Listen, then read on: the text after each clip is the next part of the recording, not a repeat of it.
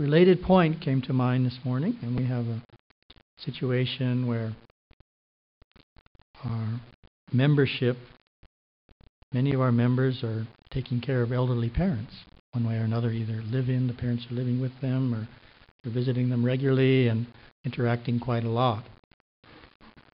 And so I get memos in all the time about this subject. Please give me advice about taking care of my parents. So here's one message that came in recently requesting advice, slightly edited to keep the person anonymous. The doctor has put Dad on an even stronger pain medication. He spends his days in bed. He is very, very depressed. I pray daily that I can brighten his day in some small way. I offer to massage him. Sometimes he is open, and sometimes he just wants to be left alone. Please put him in your thoughts and prayers. My husband and I try very hard to care for him in the best way we know how. I most times feel that it is never enough, never good enough, because Dad is so closed down, so critical and angry. I continually look for ways to give and to serve each day. Please offer advice and encouragement. Sound familiar? It's a definite problem where the parent is in a negative state of mind to one degree or another and refuses to budge from that state of mind, no matter what the children do, determined to remain negative and critical and unhappy, which frustrates those who are taking care of the person, because they want that not to be the case. So here was the advice.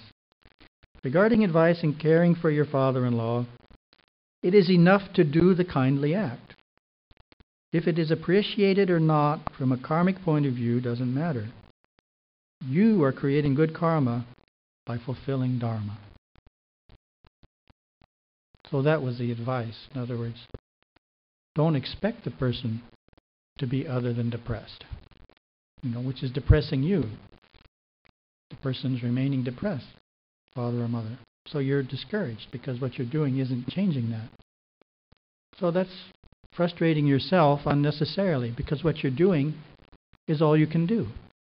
You can't change a lifetime of mental habits of a person just by smiling and being nice. And the person is who he or she is. All you can do is your duty. Do it to the best of your ability. If the person is uplifted and smiles because of it, or remains grumpy and depressed, you can't let that be the measure of your success. The measure of success is doing the duty in the first place, doing it the best you can, doing it with love. That's all you can do. You've earned lots of good karma by that simple action. So that ties into happiness in the sense that you don't want to let another's unhappiness take away your happiness. It's okay for you to be happy even though the parent isn't happy, even though you're in the same house.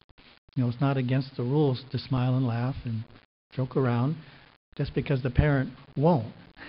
You can't let it be contagious, that sense of negativity and depression and criticalness, if they have that, because you're not able to do anything about it. But it shouldn't ruin the mood of everyone else in the family, and they shouldn't feel that they're not doing their best.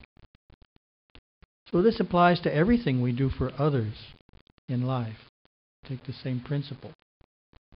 Sometimes parents get discouraged because they do the best they can with their children, and the children don't respond in the way that seems at all reasonable to what they're doing to try and help. And so the parents don't feel good. Gee, child didn't respond to all my good advice, all my love and attention, still doing the same old stupid things, The parent feels sad.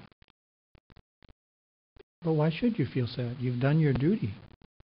You've done the best you can. You've earned good karma by doing the right thing in a loving way. So you can't let the person's response discourage you or take away from your own happiness. You have to learn to be happy just by doing the right thing, regardless of someone takes the advice or not.